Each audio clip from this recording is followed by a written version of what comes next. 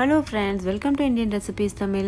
நம்ம இன்றைக்கி ப்ரெட்டும் வாழைப்பழமும் வச்சு நல்ல ஒரு சூப்பரான ஈவினிங் ஸ்நாக்ஸ் தான் பார்க்க போகிறோம். இதை நீங்கள் டீ டைம் ஸ்நாக்ஸாக சாப்பிட்லாம். ரொம்ப சுவையாக இருக்கும், முக்கியமாக டிஃப்ரெண்ட்டாக இருக்கும். இது வரைக்கும் நீங்கள் இந்த மாதிரி ஒரு ஸ்நாக்ஸ் ரெசிபி ட்ரை பண்ணியிருக்க மாட்டீங்க. டேஸ்ட்டும் ரொம்பவே சூப்பராக இருக்கும். இது செய்கிறதும் ரொம்ப ரொம்ப ஈஸி, பிகினர்ஸ் கூட பண்ணிடலாம். சட்டுன்னு பண்ணக்கூடிய ஒரு ஸ்நாக்ஸ் ரெசிபி இது. இதுக்கு தேவையான இன்க்ரீடியண்ட்டும் 3 தான், அதிகம் கூட தேவைப்படாது. இப்போ வாங்க ஃப்ரெண்ட்ஸ், இந்த டேஸ்டியான ஸ்நாக்ஸ் ரெசிபி எப்படி செய்கிறதுன்னு வீடியோக்குள்ளே போய் பார்க்கலாம். வீடியோக்குள்ளே போகிறதுக்கு முன்னாடி எப்பொழுதும் போல் 2 பெஸ்ட் கமெண்ட்ஸை பார்த்துடலாம். ஃபஸ்ட்டு கமெண்ட்டு பூங்கொடி அப்படின்ற சிஸ்டர் எழுதியிருக்காங்க. நம்ம ரவா புட்டிங் ரெசிபியை அப்லோட் பண்ணியிருந்தோம்ல, அதில் கமெண்ட் பண்ணியிருக்காங்க. சூப்பராக இருந்ததுக்கா, செம்மையாக இருந்தது. நான் இந்த வீடியோ டவுன்லோட் பண்ணி வச்சுருக்கேன். மை ஃபேவரேட் ஸ்வீட்னு எழுதியிருக்கீங்க. ரொம்ப ரொம்ப தேங்க்யூ சிஸ்டர். உங்களுக்கு என்னோடய ரெசிபியை நீங்கள் ட்ரை பண்ணது மட்டும் இல்லாமல் உங்களுடைய ஃபீட்பேக்கையும் சொல்லியிருக்கீங்க. ரொம்ப ஹாப்பியாக இருக்குது. 2வது கமெண்ட் வினோத் அப்படின்ற பிரதர் எழுதியிருக்காங்க. நம்ம பன் பரோட்டாவும் முட்டை குருமாவும் அப்லோட் பண்ணியிருந்தோம்ல, அந்த ரெசிப்பியில் கமெண்ட் பண்ணியிருக்காங்க. ஹாய் அக்கா, நான் டுடே நீங்கள் சொன்ன உடனே செஞ்சு பார்த்தேன். வெரி சூப்பர், நல்லா வந்திருந்தது. Thank you so much. உங்கள் வாய்ஸ் நல்லா இருக்குன்னு சொல்லி எழுதியிருக்கீங்க. ரொம்ப ரொம்ப ஹாப்பியாக இருக்குது உங்களுடைய கமெண்ட் பார்த்துட்டு. உங்களுக்கு ரொம்ப ரொம்ப நன்றி. முக்கியமாக நீங்கள் செய்து பார்த்தது மட்டும் இல்லாமல் உங்களுடைய எக்ஸ்பீரியன்ஸையும் ஷேர் பண்ணியிருக்கீங்க. ஸோ ரொம்ப ஹாப்பியாக இருக்குது எனக்கு. ஃப்ரெண்ட்ஸ், நீங்கள் இந்த 2 ரெசிப்பியும் பார்க்காம மிஸ் பண்ணியிருந்தீங்கன்னா இந்த வீடியோக்கு கீழே இருக்க டிஸ்கிரிப்ஷன் பாக்ஸ் இந்த 2 வீடியோவுடைய லிங்க்கையும் தரேன், நீங்கள் போய்ட்டு செக் பண்ணி பாருங்கள். இப்போ வாங்க ஃப்ரெண்ட்ஸ், வீடியோக்குள்ளே போயிடலாம். ஃபஸ்ட்டு ஒரு கடாய் எடுத்துக்கோங்க. அதில் 1 ஸ்பூன் அளவு நெய் சேர்த்துக்கோங்க. நெய் நல்லா உருகட்டும். உங்களுக்கு விருப்பம் இருந்தால் நீங்கள் பட்டர் சேர்க்கலாம், இல்லை ஆயில் கூட சேர்த்துக்கிறலாம். ஒன்றும் பிரச்சனை இல்லை, டேஸ்ட்டும் மாறாது. நெய் நல்லா உருகினதுக்கப்புறமா இது கூட பொடியாக நறுக்கின வாழைப்பழம் சேர்த்துடலாம். வாழைப்பழம் நான் இன்றைக்கி 2 வாழைப்பழம் எடுத்திருக்கேன். பெரிய சைஸ் பழம் அது. நீங்கள் சின்ன சைஸ் பழமாக இருந்தால் 3 பழம் எடுத்துக்கோங்க. நேந்திரம் பழம் யூஸ் பண்ணிங்கன்னா இந்த ரெசிபிக்கு ரொம்ப டேஸ்ட்டாக இருக்கும். எனக்கு கிடைக்காதனால நான் நார்மலான வாழைப்பழம் சேர்த்துருக்கேன். நீங்கள் எந்த வாழைப்பழம் வேணாலும் யூஸ் பண்ணலாம். இதுக்கு எந்த வித ரெஸ்ட்ரிக்ஷனும் கிடையாது. நீங்கள் எது வேணால் யூஸ் பண்ணிக்கிறலாம். இப்போது இந்த பழம் நல்லா கனிஞ்சு வரணும். அதை சூட்லேயே வச்சு வதக்குனிங்கன்னா கனிஞ்சு வந்துடும். இது கூட ஒரு 1/4 ஸ்பூன் மஞ்சள் தூள் சேர்த்துக்கோங்க. கலருக்காக தான் நம்ம மஞ்சள் தூள் சேர்க்குறோம். அதே போல் லைட்டாக அதனுடைய டேஸ்ட்டும் வரும். அது ரொம்ப டேஸ்ட்டாக இருக்கும். அதனால தான் இந்த வாழைப்பழம் ஓரளவுக்கு மசிஞ்சதுக்கப்புறமா இது கூட ஒரு 3 டேபிள் ஸ்பூன் அளவுக்கு சுகர் சேர்த்துக்கோங்க, வெள்ளை சர்க்கரை. உங்களுக்கு இனிப்பு நல்லா பிடிக்கும் அப்படின்னா நீங்கள் 6 டேபிள் ஸ்பூன் அளவுக்கு கூட சேர்த்துக்கிறலாம். நம்ம சேர்த்த சர்க்கரை, இந்த பழம் எல்லாம் நல்லா மசிஞ்சு வர்றது வரைக்கும் இது போல் மசிச்சு விட்டுட்டே இருங்க. கைவிடாமல் இது போல் மசிச்சு விட்டுட்டே இருந்தீங்கன்னா அது நல்லா மசிஞ்சிரும். இப்போ பார்த்தீங்கன்னா தெரியும், கட்டிகள் இல்லாமல் நல்லா மசிஞ்சிருச்சு. நிறைய பேர் கேட்டிருந்தீங்க இந்த கரண்டி பிளாஸ்டிக்கா அப்படின்னு சொல்லி. இது பிளாஸ்டிக் இல்லை ஃப்ரெண்ட்ஸ், இது சிலிக்கான் கரண்டி. இது போல் நம்ம அல்வா பண்ணுறதுக்கு, இல்லை இது போல் மசிச்சு விட்டு பண்ணுற ஒரு ரெசிபீஸுக்கெலாம் அது ரொம்ப ஹெல்ப்ஃபுல்லாக இருக்கும். மற்ற நார்மல் கரண்டிகளை விட இது ரொம்பவே யூஸ்ஃபுல்லாக இருக்குது. இப்போ இது கூட கொஞ்சம் போல் ஏலக்காய் தூள் சேர்த்துக்கோங்க. நான் ஒரு 2 ஏலக்காயை நசுக்கிட்டு அதை சேர்த்துருக்கேன். நல்ல ஒரு வாசனைக்காக தான் சேர்க்குறோம். அதுக்கப்புறமா ஒரு 1/2 கப் அளவுக்கு துருவின தேங்காய் சேர்த்துக்கிறலாம்.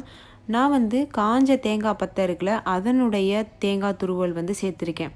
அது டேஸ்ட்டு கொஞ்சம் எனக்கு ரொம்ப பிடிக்கும் அப்படின்றனால. இது கடையில் கிடைக்கும், நீங்கள் காஞ்ச தேங்காய் பத்தைன்னு கேட்டிங்கன்னா கொடுப்பாங்க.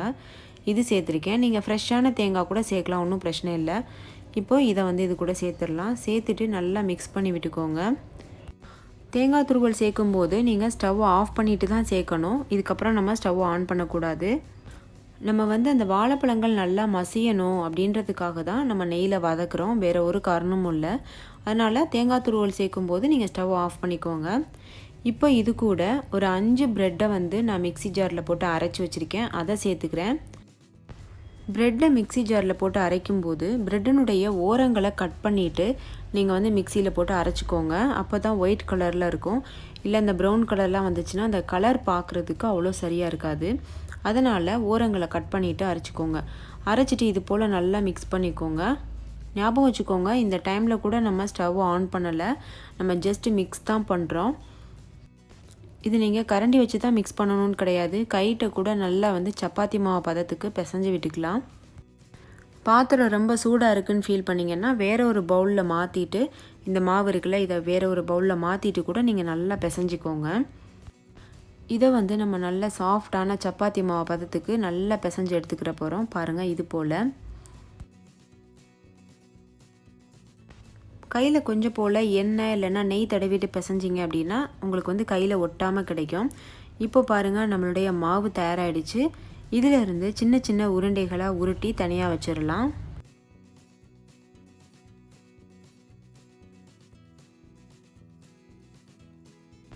பாருங்கள், இது போல் சின்ன சின்ன உருண்டைகளாக உருட்டி நம்ம வச்சிடலாம். மீதி இருக்க மாவில் இருந்தும் இதே போல் உருட்டி வச்சுக்கோங்க. நம்ம இன்றைக்கி செய்கிற அளவுகளுக்கு ஒரு 10-12 உருண்டைகள் வந்து கிடைக்கும். இப்போ பாருங்கள், நம்மளுடைய உருண்டைகள் தயாராக இருக்குது. இதை நம்ம பொரிச்சு எடுத்துடலாம். பொரிச்சு எடுக்கிறதுனா ரொம்ப நிறையா எண்ணெய் சேர்த்து பொரிக்க தேவையில்லை. நீங்கள் நார்மலாக கடாயில் வந்து ஷாலோ ஃப்ரை மாதிரி கூட பண்ணி எடுத்துக்கலாம். நான் வந்து பனியார குழிக்கல் இருக்குல்ல, அது யூஸ் பண்ணி நான் வந்து பொரிச்சு எடுத்திருக்கேன். பனியாரக்கல் நல்லா சூடானதுக்கப்புறமா 1 ஸ்பூன் அளவு நெய் எல்லா குழியிலையும் படுறதளவுக்கு தடவி விட்டுடலாம். நெய் நல்லா சூடானதுக்கப்புறமா நம்ம உருட்டி வச்சுருக்க உருண்டைகளை இந்த குழியில் போட்டு பொரிச்சிடலாம். லோ ஃப்ளேமில் வச்சுட்டு 2 பக்கம் திருப்பி விட்டு கோல்டன் ப்ரௌன் கலரில் வந்ததும் எடுத்துருங்க. இது ரொம்ப வந்து கலர் சேஞ்ச் ஆகாது, லைட்டாக ஒரு எல்லோயிஷ் கலரில் தான் இருக்கும். ஸோ அந்த டைம்லேயே நம்ம வந்து இதை வெளியில் எடுத்துடணும். இது போட்டதுமே வந்து பார்த்திங்கன்னா ஃப்ரை ஆயிரும். ரொம்ப நேரம் இது வந்து நெய்யில் இருக்கணும் அப்படின்னு அவசியம் கிடையாது. போட்டதுமே நீங்கள் வந்து இந்த மாதிரி திருப்பி விட்டுறணும். பாருங்கள், இவ்வளோ தான் இது பொரிஞ்சது. ஒரு பக்கம் வந்து 30 செகண்ட்ஸ் வேகும். நெக்ஸ்ட்டு பக்கம் வந்து திருப்பி விட்டு நம்ம 30 செகண்ட்ஸ் வந்து வேக வச்சு எடுத்துக்கிறணும். ஏற்கனவே நம்ம வந்து வாழைப்பழத்தை நல்லா மசிச்சாச்சு. ஸோ இது கூட நம்ம வேறு எதுவும் வேகாத பொருட்கள் சேர்க்கலை, ப்ரெட்டு தான் சேர்த்துருக்கோம். அதனால் ரொம்ப நேரம் இது வேகணும் அப்படின்ற அவசியம் கிடையாது. சட்டுன்னு வந்து இதை வெளியில் எடுத்துடலாம். அவ்வளோதான் ஃப்ரெண்ட்ஸ், நம்மளுடைய சுவையான ஈவினிங் ஸ்நாக்ஸ் ரெடி ஆயிடுச்சு. பாருங்கள், எவ்வளோ சீக்கிரத்துலேயே இதை பண்ணி முடிச்சிட்டோம். இதை வந்து டெக்கரேட் பண்ணுறதுக்காக நம்ம வந்து பிரெட் க்ரம்ஸு இல்லைன்னா வந்து டெசிகேட்டட் கோகோனட் இருக்குல்ல, அதில் கூட நம்ம டிப் பண்ணி இதை வந்து சர்வ் பண்ணிடலாம். குழந்தைங்க ஈவினிங் ஸ்கூல் விட்டு வர்றதுக்குள்ளே சட்டுன்னு ஒரு 10-15 நிமிஷத்தில் இந்த ஸ்நாக்ஸ் வந்து பண்ணி முடிச்சிடலாம்.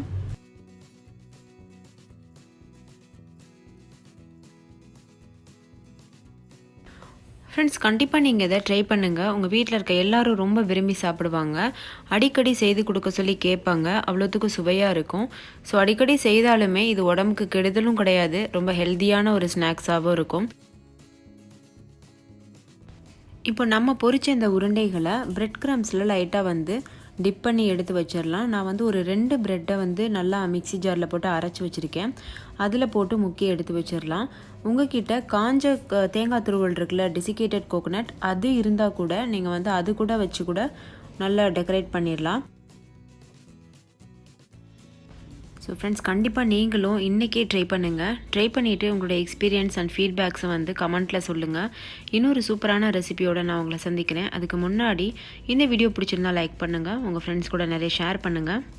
சேனலை சப்ஸ்கிரைப் செய்யாத நண்பர்கள் சப்ஸ்கிரைப் செய்யுங்க. தேங்க்யூ, பாய்.